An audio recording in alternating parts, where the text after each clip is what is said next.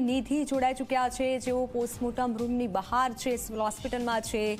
નિધિ, આપણે જાણીએ છીએ કે કેટલું દુઃખમાં જેટલા પણ અહીંયા અવશેષો રાખવામાં આવ્યા હતા મૃતદેહોને, તેઓને અત્યારે કોલ્ડ સ્ટોરેજ રૂમમાં લઈ જવામાં આવી રહ્યા છે। તમે જુઓ અહીંયા મારી પાછળ તમે જોઈ રહ્યા છો, આ પૂરી કામગીરી ચાલી રહી છે। આ પૂરી કામગીરી તમે જોઈ રહ્યા છો અહીંયા કોલ્ડ સ્ટોરેજમાં જેટલા પણ અવશેષો અહીંયા રાખવામાં આવ્યા હતા તેમને એક બાદ એક હવે એમ્બ્યુલન્સમાં મૂકીને કોલ્ડ સ્ટોરેજમાં લઈ જવામાં આવી રહ્યા છે, કેમ કે 3 દિવસનો સમય વીતવાનું છે। 3 દિવસ માટે આ મૃતદેહોને સાચવવા એ પણ સૌથી મોટો પડકાર બની જતો હોય છે, અને એ પણ જે મૃતકોની સંખ્યા છે ખૂબ જ વધારે છે, અને એ સંખ્યા પરથી આપણે અંદાજો લગાવી શકીએ છીએ કે જે મોટી માત્રામાં જે મૃતદેહોનો જે પૂરા અવશેષોનો આ જે પૂરો જથ્થો છે તેને કોલ્ડ સ્ટોરેજમાં લઈ જવા માટે અહીંયા એમ્બ્યુલન્સની પણ લાંબી કતાર જોવા મળી રહી છે। મારા કેમેરામેનને કહીશ કે આ પૂરી કતાર તમને બતાવે। આ પહેલાં અહીંયા 5 થી 7 એમ્બ્યુલન્સ નીકળી ચૂકી છે, અને હજુ પણ અહીંયા લાઈન એમ્બ્યુલન્સની સતત લાગેલી જોવા મળી રહી છે। એક બાદ એક જે પીએમ રિપોર્ટ અહીંયા કરવામાં આવ્યા, અને પોસ્ટમોર્ટમ બાદ હવે ડીએનએ ટેસ્ટ કરવામાં આવી રહ્યા છે। જે ડીએનએ ટેસ્ટ થઈ ચૂક્યા છે તેમને તે તમામ જે મૃતદેહોના અવશેષો છે તેમને એક બાદ એક તમે જુઓ આ પીળા કલરની જે બેગ છે તેમાં પેક કરીને અહીંયા એમ્બ્યુલન્સમાં મૂકવામાં આવી રહ્યા છે, અને એમ્બ્યુલન્સ થકી તેને કોલ્ડ સ્ટોરેજમાં લઈ જવામાં આવી રહ્યા છે, અને કોલ્ડ સ્ટોરેજમાં ત્યાં 3 દિવસ માટે રાખવામાં આવશે। જ્યારે ડીએનએ ટેસ્ટ કરવામાં આવ્યા છે તેનું રિપોર્ટ સામે આવશે। ડીએનએ ટેસ્ટમાં જે પરિવારજનો સાથે મૃતદેહો ડીએનએ મેચ થશે તેમને સુપરત કરવામાં આવશે, તેમના સ્વજનોના મૃતદેહને તેમના પરિવારજનોને સોંપવામાં આવશે, અને ત્યારે જઈને તે પરિવારજનોની રાહ પૂરી થશે। પરંતુ અહીંયા સિવિલ હોસ્પિટલમાં પોસ્ટમોર્ટમ રૂમની બહારના દ્રશ્યો અત્યારે હાલના તમે જોઈ રહ્યા છો, જ્યાં લાંબા સમયથી એટલે કે ગઈકાલ સાંજથી જે પણ તમામ મૃતદેહો અહીંયા લાવવામાં આવ્યા હતા તે હવે એક બાદ એક તેમને લઈ જવામાં આવી રહ્યા છે।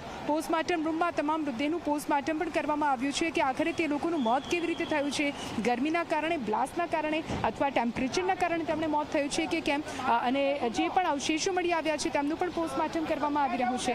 એટલે હવે જે ડીએનએ રિપોર્ટ ડીએનએ ટેસ્ટ લઈ લેવામાં આવ્યા છે, અને તે બાદ જે પોસ્ટમોર્ટમ કરી લેવામાં આવ્યું છે, જેટલા પણ મૃતદેહોની કામગીરી અહીંયા પૂર્ણ થઈ ચૂકી છે તે તમામ મૃતદેહોને અહીંયાથી બહાર કાઢવામાં આવી રહ્યા છે, અને અહીંયાથી સીધા કોલ્ડ સ્ટોરેજમાં લઈ જવામાં આવી રહ્યા છે, કેમ કે તમે જુઓ લગભગ કહી શકાય કે 40 કલાકનો સમય હવે વીતી ચૂક્યો છે।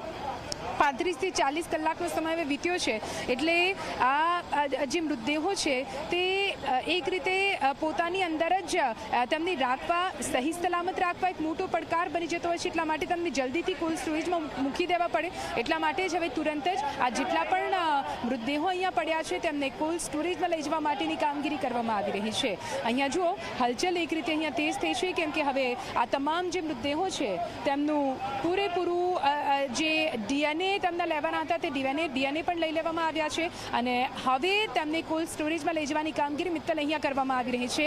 એટલે કે 72 કલાક બાદ હવે જ્યારે રિપોર્ટ સામે આવશે તે બાદ આ મૃતદેહોને કોલ્ડ સ્ટોરેજમાંથી બહાર કાઢવામાં આવશે, અને તે બાદ જે પણ પરિવારો સાથે મૃતદેહોના જે ડીએનએ મેચ થયા હશે તેમને સુપરત કરવામાં આવશે। પણ પરિવારજનો અત્યારે રાહ જોઈને બેઠા છે કે તમને કોઈ જવાબ મળી જાય। મિત્તલ, બિલકુલ નિધિ, અને ડીએનએની જે પ્રક્રિયા છે તે થોડી લાંબી રહેતી હોય છે, બીજી તરફ પરિવારમાં આક્રંદ છે કે જલ્દી અમને અંતિમ વિધિ કરવા માટે પણ જો મૃતદેહ આપવામાં આવે, એટલે પરિવાર માટે અત્યારે જે એટલો પણ સમય છે તે અઘરો છે।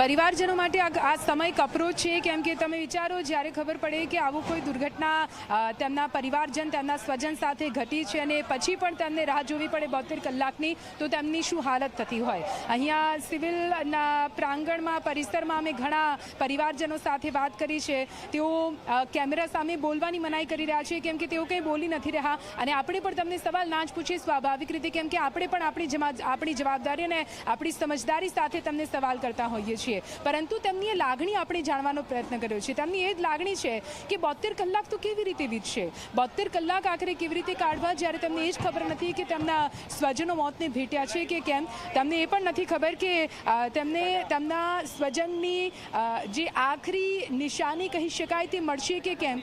આપણે આપણા કહી શકાય કે આપણા ધર્મમાં અસ્થિ વિસર્જનનું ખૂબ જ વધારે મહત્વ રહેલું હોય છે, અને એટલા માટે જ છેલ્લા દર્શન ગમે તે હાલતમાં જે સ્વજન હોય છે તેના છેલ્લા દર્શન થાય તે ખૂબ જ મહત્વપૂર્ણ બની જતા હોય છે.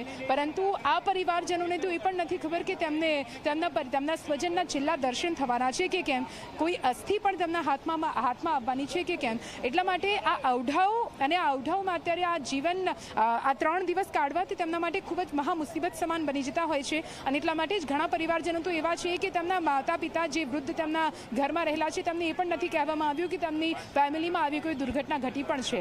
એટલે હવે જોવાનું રહેશે કે 72 કલાક બાદ જ્યારે આ પરિવારજનોને ખબર પડે છે તેમના સ્વજનની હાલત આખરે કેવી છે, શું છે, કેવી રીતે આ મૃતદેહો તેમના હાથમાં આવે છે, તેમની જોડે પહોંચે છે, અને પછીનો તેમનો આક્રંદ તેની સાબિતી, તેનું સાક્ષી પૂરું ગુજરાત અને પૂરો દેશ બનશે. એમાં કોઈ અતિશયોક્તિ નથી. બિલકુલ બિલકુલ નિધિ, આપ તમામ અપડેટ ત્યાંથી અમને આપતા રહેજો. આભાર માહિતી બદલ. તો અત્યારે જે સમય છે પરિવાર માટે આક્રંદ કરી રહ્યું છે, પરિવાર કંઈ પણ બોલવા માટે પરિવાર તૈયાર નથી, કારણ કે એક તરફ ડીએનએની પ્રક્રિયા ચાલી રહી છે, બીજી તરફ મૃતદેહની જે રાહ જોવાઈ રહી છે અંતિમ વિધિ માટે.